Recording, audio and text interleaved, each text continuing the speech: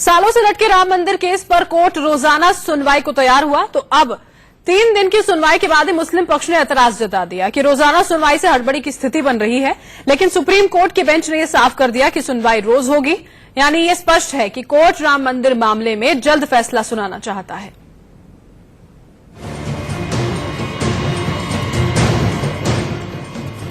राम मंदिर पर चौथे दिन सुनवाई और मुस्लिम पक्ष की दलील पर दलील। लगातार सुनवाई से परेशान हो गया मुस्लिम पक्ष।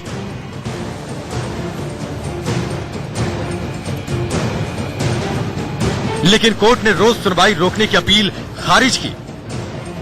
राम जन्मभूमि बाबरी मस्जिद विवाद पर सुप्रीम कोर्ट ने आज एक नया कीर्तिमान बनाया। चौथे दिन सुनवाई की और ये 5वें दिन भी जारी रहेगी, क्योंकि सुप्रीम कोर्ट ने अपनी परंपरा को तोड़ते हुए इस मामले की सुनवाई हफ्ते में 5 दिन करने का फैसला किया था।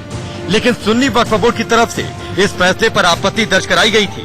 शुक्रवार को जब अदालत में मामले की सुनवाई शुरू हुई तो सुन्नी वक्फ बोर्ड के वकील ने चीफ जस्टिस के सामने अपनी बात रखी। वो हफ्ते में 5 दिन सुनवाई के लिए कोर्ट की मदद नहीं कर सकते हैं। क्यों? रोज सुनवाई से क्या परेशानी है? सुनवाई इस तरह हड़बड़ी में नहीं की जा सकती।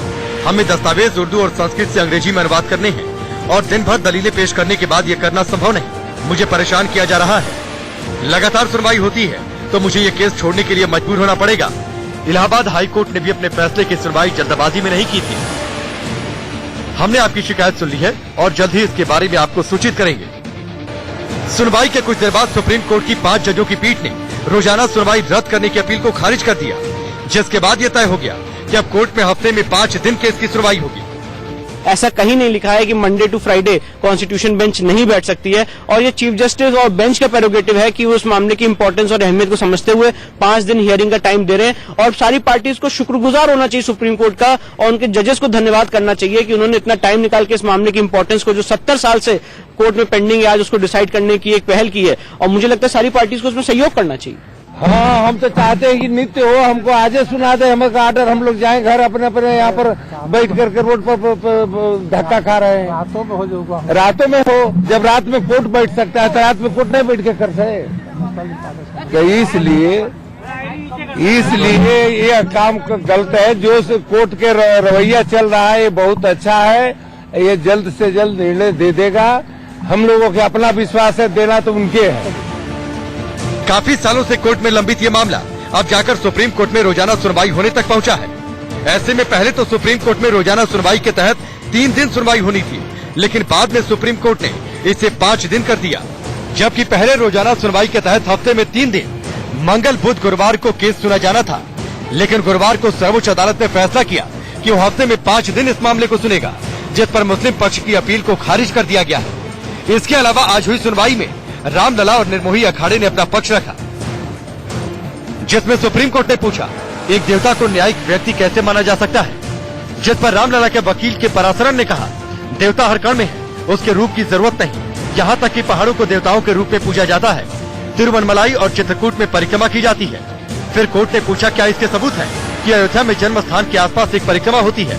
क्या उससे जन्म स्थान को कुछ पवित्रता प्रदान होगी? फिर के पराशरन ने कोर्ट को बताया, गोवर्धन में भी परिक्रमा होती है, यही तीर्थ यात्रा है। ये अयोध्या केस जो है एक मामूली केस नहीं है, ये बहुत जबरदस्त केस है। आपने अगर कल की इसकी प्रोसीडिंग देखी हो, उसमें रामलला ट्रस्ट और निर्मोही अखाड़े के वकील जो हैं वो जज के सामने जवाब नहीं दे पाए, चूंकि उनकी तैयारी नहीं थी।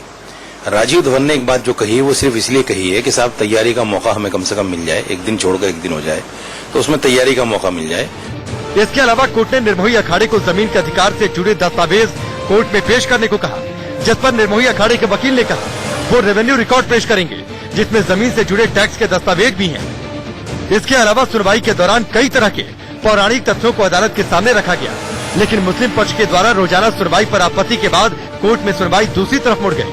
लेकिन दोपहर बाद कोर्ट ने साफ कर दिया कि अयोध्या मामले में जल्द फैसले के लिए लगातार सुनवाई करना जरूरी है। ऐसे में साफ है, रोजाना सुनवाई तब तक चलेगी जब तक कोई नतीजा नहीं निकल जाता।